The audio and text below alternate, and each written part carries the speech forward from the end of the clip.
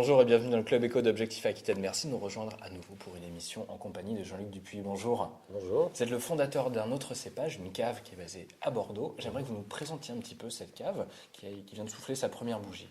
Oui, la cave a soufflé sa première bougie le 31 octobre dernier. C'est une cave qui est essentiellement consacrée aux vins de Bourgogne et de Côtes-du-Rhône septentrionaux. Je dois avoir à peu près 150 références en cave. Elle est située au cours du Maréchal Gallieni à Bordeaux, à la barrière de Pessac. Ça fait donc un an que j'ai ouvert. J'ai ouvert cette cave consacrée à ces vins-là parce que j'estimais qu'à Bordeaux, il y avait quand même un déficit d'offres sur ces vins-là, notamment sur des vins de vignerons. Voilà. Qui soient des vins qui soient vraiment bien faits, dans la tradition bourguignonne ou des Côtes-du-Rhône, sur toutes les appellations qu'on peut connaître, puisque la Bourgogne est représentée sur 5 vignobles différents, du nord au sud, et au-dessus de Lyon, et les Côtes-du-Rhône, avec 110 appellations pour la Bourgogne à peu près, et les Côtes-du-Rhône, vous avez 7 appellations en septentrionaux. Voilà. Mon objectif était de porter aux consommateurs bordelais une gamme de vins que l'on ne trouve pas de façon optimale, me semble-t-il, puisque j'en suis un amateur moi-même, bien qu'étant amateur de Bordeaux également, bien sûr. Voilà. Pas de Bordeaux, justement, pas ou peu de Bordeaux en tout cas. Alors, si, avec un petit peu d'humour et de dérision, j'ai un casier des intrus dans lequel on retrouve quelques Bordeaux. Pourquoi les intrus? Et parce que quand vous êtes dans une cave spécialisée en Bourgogne et Côtes-du-Rhône, un Bordeaux ne faisant pas partie des Bourgognes et Côtes-du-Rhône, il est forcément un peu étranger. En tout cas, il est à la hauteur des autres en matière de production. Alors, ces vins-là ont les caractéristiques, si vous voulez, qui président au choix que je peux faire. À savoir des vignes qui sont gérées tout à fait normalement, avec des pratiques culturelles qui sont propres et honnêtes et loyales, et ainsi que dans les chais. Voilà. Donc ça, c'est une constante que l'on retrouve sur tous les vins que je peux avoir. C'est les pratiques dans les vignes et dans les chais. D'accord. Voilà. J'aimerais que vous nous présentiez un petit peu cette partie finalement de votre métier. Vendre, c'est une chose.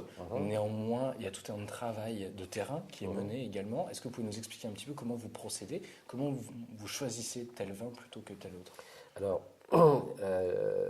d'abord, je fais une analyse géographique pour avoir à peu près une représentation de tous les vignobles. Je suis allé sur place, c'est-à-dire que les 18 mois, disons, qui ont précédé l'ouverture,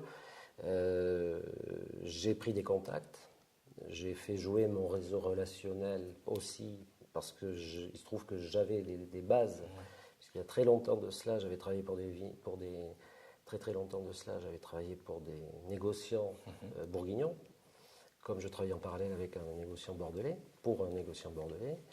Mais c'était il y a très longtemps. Et donc j'ai fait jouer ce réseau relationnel, je me suis rendu sur place et j'ai eu, surtout notamment en Bourgogne, j'ai eu le plaisir de rencontrer, d'être guidé par un monsieur qui s'appelle Jacques Rigaud, qui est un universitaire de Bonn, l'université de Bonn, qui fait autorité, qui est un peu un disciple d'Henri Jaillet, qui était le pape des vins de Bourgogne. Voilà. Donc ce monsieur m'a introduit chez quelques vignerons chez lesquels on ne rentre pas comme ça. Et après, de fil en aiguille, le réseau se fait, quand vous êtes accepté, vous arrivez à pénétrer le tissu et à nouer des relations de confiance. Voilà.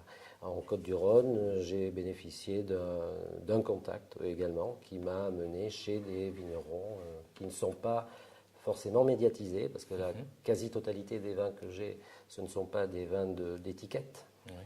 Vous ne les trouverez peut-être pas dans les revues de France, sauf des vins de France ou autres. Pour la plupart, ce sont des gens qui travaillent excessivement bien, mais qui n'ont pas les volumes, qui n'ont pas la notoriété.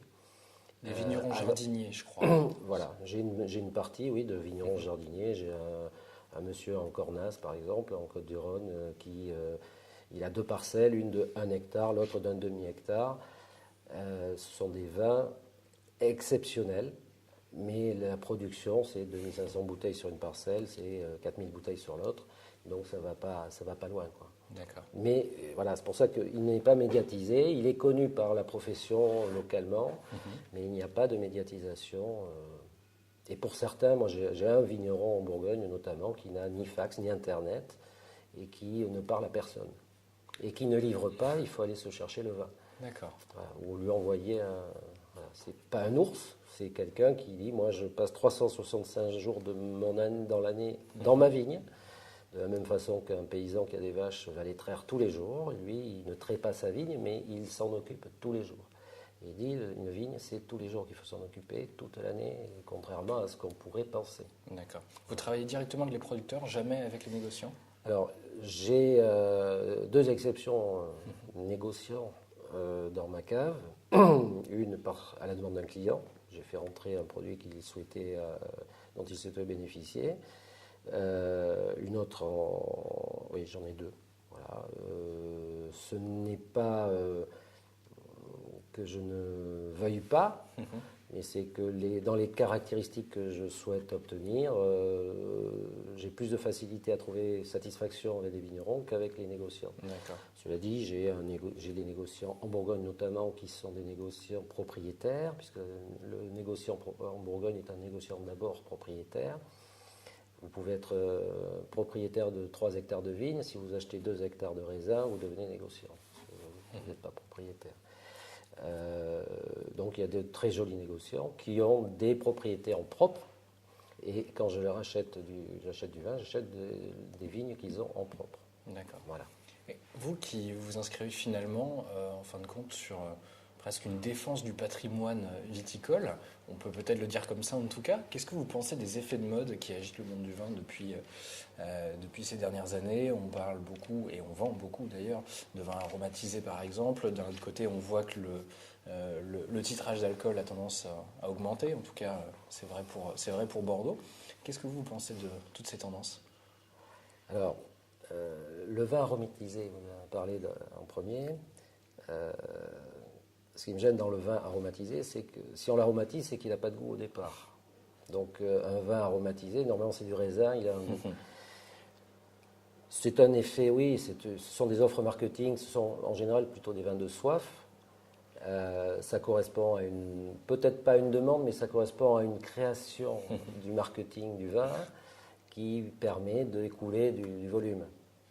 Je crois qu'il faut que tout le monde trouve son compte, le consommateur comme le producteur. Le consommateur peut prendre du plaisir. Ce qui est important, c'est la notion de plaisir. La notion de qualité, ça c'est l'affaire du caviste, de trouver les vins de qualité. Quand je dis qualité, ça veut dire des vins bien faits, proprement élaborés, qui n'utilisent pas de techniques dans les vignes ou dans les chais qui soient des techniques qui puissent porter atteinte à la santé publique, on va dire. Je vais loin un peu, mais grosso modo, ça revient à ça. Moi, ce qui est important, c'est que le client, à la finale, ait le plaisir. Et le plaisir, ça a un prix quand même, mais pas par la médiatisation. Après, pour revenir au vin aromatisé, oui, ce sont des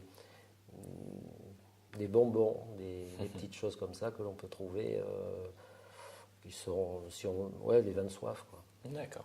Jean-Luc Dupuy, merci beaucoup. Longue vie à un autre cépage. Merci. Merci à vous d'avoir suivi cette émission. Je vous donne rendez-vous demain à nouveau pour le Club Éco d'Objectif Aquitaine. Passez une bonne journée. Au revoir.